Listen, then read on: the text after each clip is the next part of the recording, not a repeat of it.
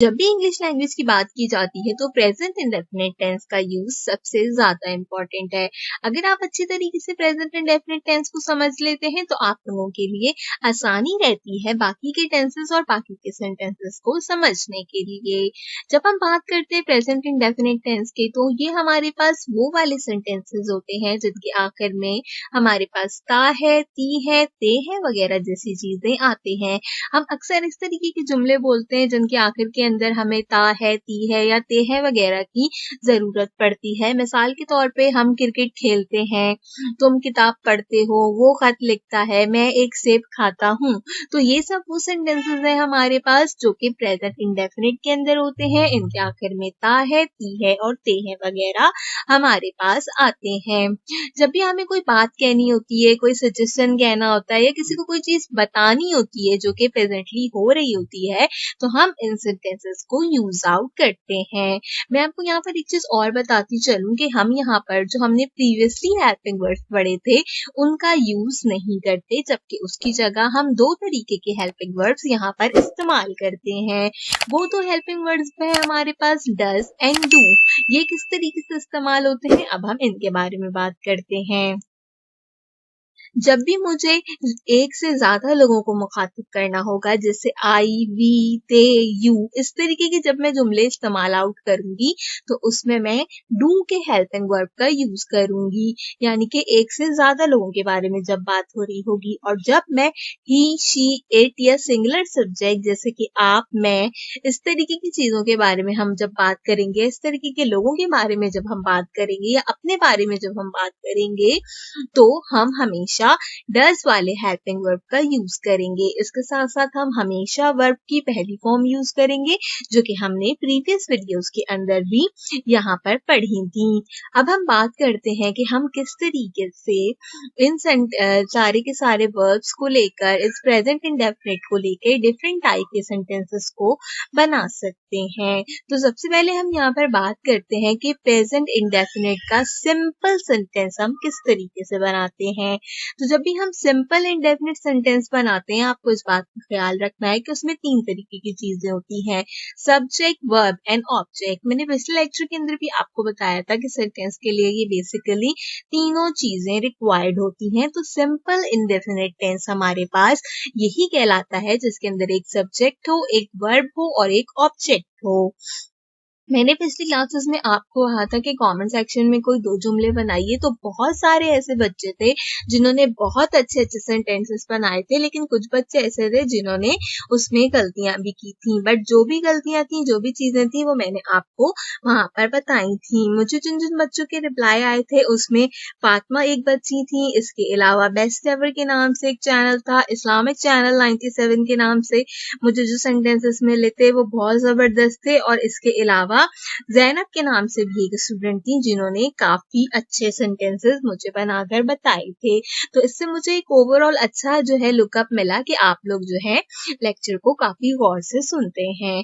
अब ये बात तो आपको समझ में आ गई होगी कि सिंपल इंडेफिनिट टेंस किस तरीके से बना, सब्जेक्ट, वर्ब और ऑब्जेक्ट। मिसाल के तौर पर है यहाँ पे मैं बाजार जाता हूँ, आई गो टू बाजार।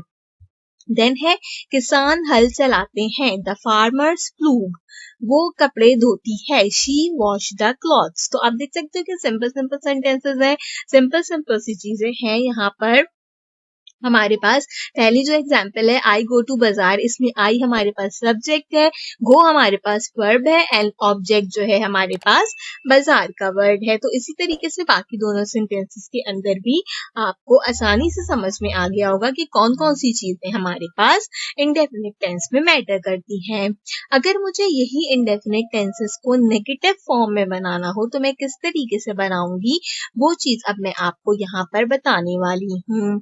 जब हम बात करते हैं कि हमें इंडेफिनिट टेंसेस बनाने हैं तो डेफिनेटली हमें उसको नेगेटिव फॉर्म में भी कहीं ना कहीं बनाना होगा। तो नेगेटिव फॉर्म की जब हम बात करते हैं तो हम वहां पर डू और डस का यूज करते हैं, और साथ में नेगेटिव फॉर्म होने की वजह से हम वहां पर नॉट का यूज करते हैं। अब जिस तरीके से मैंने पहले बताया था आई, वी, यू, दे, इनके साथ हम जो है क्या यूज करते हैं, एंड, ही, शी, इट या सिंगुलर नाउन के साथ हम कौन सा हेल्पिंग वर्ब यूज करते हैं, ये आपने अच्छे तरीके से याद रखना है।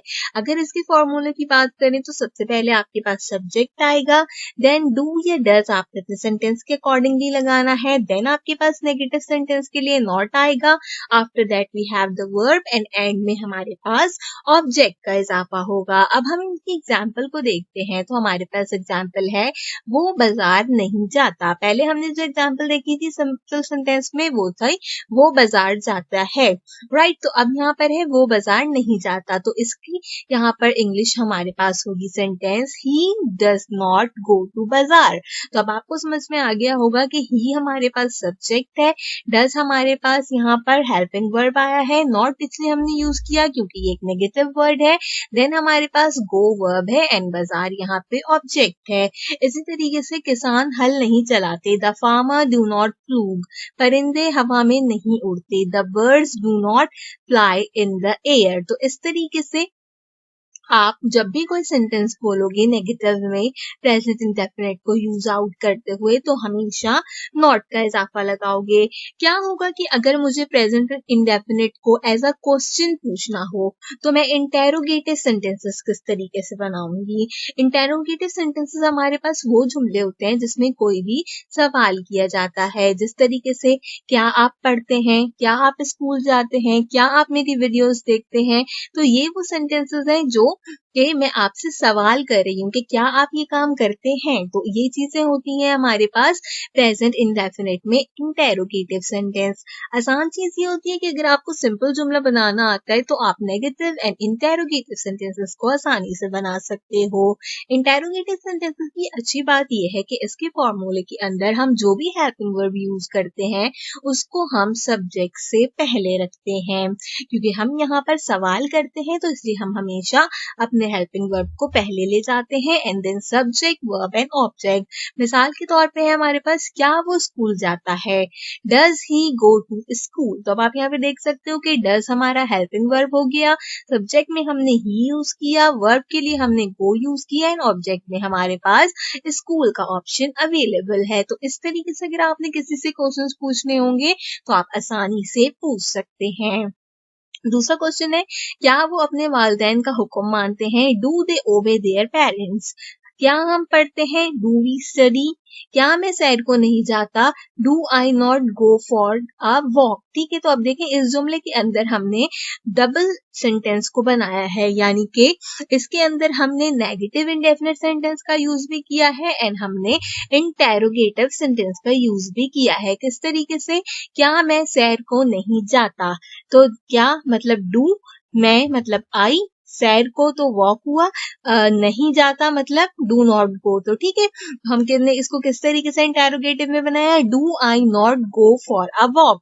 तो इस तरीके से आप इंटेरोगेटिव नेगेटिव सेंटेंसेस को भी कंप्लीट कर सकते हो। आखिरी एग्जांपल है हमारे पास, क्या वो गाना गाती है, does she Singh a song. तो इस सारे सेंटेंसेस को जब हम गौर से देखते हैं तो आप देख सकते हो कि कहीं ना कहीं यहाँ पर हमारे पास यहाँ पे सवाल हो रहे हैं इन सारे सेंटेंसेस में। अब मैं आपको एग्जाम्पल देके बताती हूँ कुछ सेंटेंसेस की कि उन्हें हम किस तरीके से जो है वो एक सिंपल सेंटेंस में, उसी सेंटेंस को एक नेगेटिव सेंटेंस में और उसी सेंटेंस को एक इंटेरोगेटिव सेंटेंस के अंदर कंप्लीट करते हैं। हमारे पास सबसे पहले एग्जाम्पल है यहाँ पर ही प्ले द पियानो। अब ये मेरा एक सिंपल इंडेफिनिट सेंटेंस है, he plays the piano.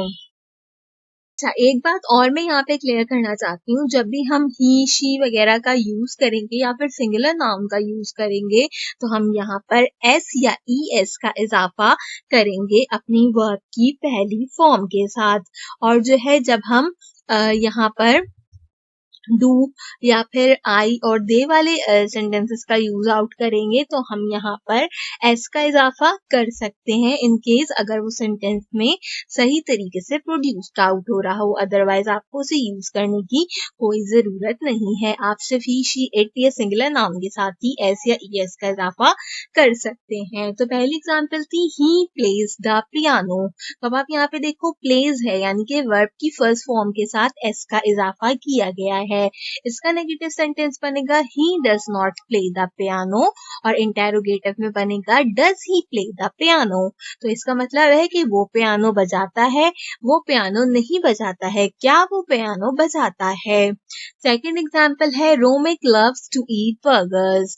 Rhombic does not love to eat burgers, does Romik love to eat burgers. तो अब आपको मेरी बात समझ में आ रही होगी कि किस तरीके से हम डिफरेंट टाइप के एक ही सेंटेंस को नेगेटिव इंटेरोगेटिव के अंदर चेंज आउट कर सकते हैं और अपने रोजमर्रा के जुमलों को हम आसानी से यहाँ पर बोल सकते हैं। अब हम एक बेसिक एग्जांपल्स के थ्रू समझने की कोशिश करते हैं कि क्या वाकई ही हमने प्रेजेंट इंडेफिनिट टेंस को अच्छी तरीके से समझा है। सबसे पहला क्वेश्चन है आई डैश द सम। तो प्रेजेंट इंडेफिनिट टेंस के अकॉर्डिंगली यहाँ पर क्या ऑप्शन आना चाहिए? तो इसका करेक्ट आंसर होगा आई सॉल्व द सम। आप देख सकते हो कि जब मैं आंसर को सिलेक्ट आउट करती हूँ तो वो करेक्ट है या इनकरेक्ट है वो मुझे बताएगा। After that the question is he dash his duty diligently. वो अपनी ड्यूटी डायलेंजेंटली किस तरीके से परफॉर्म्स करता है? तो इसका करेक्ट आंसर रहेगा परफॉर्म। मैंने आपको बताया था ही शी इट वगैरह के साथ एस या ई एस का इजाफा किया जाता है, जबकि हम आई यू या दे वगैरह को यूज करेंगे तो एस या ई एस का इजाफा नहीं करेंगे। थर्ड क्वेश्चन है my mother dash meal daily. तो इसका करेक्ट आंसर होगा कुक्स, क्योंकि माई मदर हम यहाँ पर किसी के बारे में बात कर रहे हैं। अगला क्वेश्चन है they dash holidays in December every day. तो इसका करेक्ट आंसर होगा enjoy holidays in December every day. फिर से बताती चलूं एस या ई एस का इजाफा दे जैसे वर्ड्स के साथ हम नहीं करेंगे। She dash TV in evening. तो इसका करेक्ट आंसर होगा वॉचेस। जिस तरीके से मैंने बताया था ही शी इट वगैरह के साथ हम वॉचेस का एस का इजाफा करेंगे। After that we have the question I dash tea at breakfast। तो इसका करेक्ट आंसर होगा I drink tea at breakfast। The water of lake dash in December every day। तो इसका करेक्ट आंसर रहेगा freezes। The doctor dash the pulse of the patient daily। The doctor feels the pulse of the patient daily। After that अगला question है I dash late at Saturday। I sleep late at Saturday। जब आपकी बात होगी तो S या E S का इजाफा हम नहीं करेंगे। He does not dash French fluently। तो इसका करेक्ट आंसर रहेगा speak। Does the dash tonight at 7:30 PM। तो इसका करेक्ट आंसर रहेगा leave। अब आप यहाँ पे देख सकते हो कि ये सेंटेंस हमारे पास कौन सा सेंटेंस है? ये हमारे पास इंटेरोगेटिव सेंटेंस है, क्योंकि इसके आखिर में क्वेश्चन मार्क हमारे पास आ रहा है। आफ्टर दैट हमारे पास क्वेश्चन है does the sun dash in the east. तो इसका करेक्ट आंसर रहेगा राइज। वाई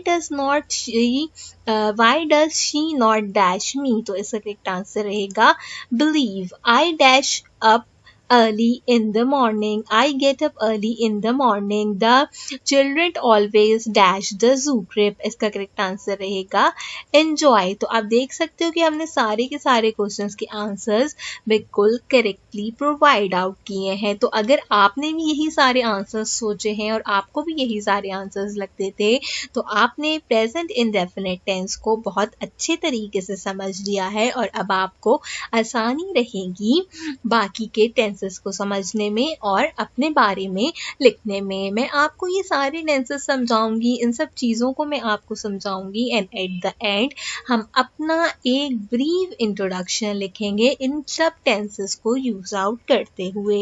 पिछली क्लास की वीडियो की तरीके से कमेंट सेक्शन के अंदर मुझे अपनी पसंद के कोई से भी दो प्रेजेंट इंडेफिनिट टेंस बनाकर बताइए, जिसमें आप प्रेजेंट इंडेफिनिट टेंस भी बनाइए, उसको नेगेटिव भी बनाइए एंड उसको साथ ही साथ आप इंटेरोगेटिव भी बनाइए और फिर मुझे कमेंट कर ज़रूर बताइए। मैं उम्मीद करती हूँ कि आज की ये वीडियो आपको पसंद आई होगी। पहली बार मेरे चैनल पर आए तो चैनल को सब्सक्राइब जरूर कीजिए, बेल आइकन के बटन को ऑल पे प्रेस करना बिल्कुल मत भूलिए ताकि आपको मेरी हर आने वाली वीडियो का नोटिफिकेशन मिलता रहे। आज की वीडियो के लिए बस इतना ही। आपसे मुलाकात करूंगी इंशाल्लाह अगली वीडियो के अंदर, जिसके अंदर हम डिस्कस आउट करेंगे कि हम किस तरीके से प्रेजेंट कंटिन्यूअस टेंस को पढ़ते हैं। अभी हमने यहाँ पर इंडेफिनिट टेंस पढ़े हैं, इसके बाद हम प्रेजेंट कंटिन्यूअस टेंस को पढ़ेंगे और उसके बारे में हम यहाँ पर सीखेंगे। आज की वीडियो के लिए बस इतना ही। आपसे मुलाकात करूंगी अगली वीडियो में किसी और अच्छे टॉपिक के साथ। तब तक के लिए मुझे दीजिए इजाजत।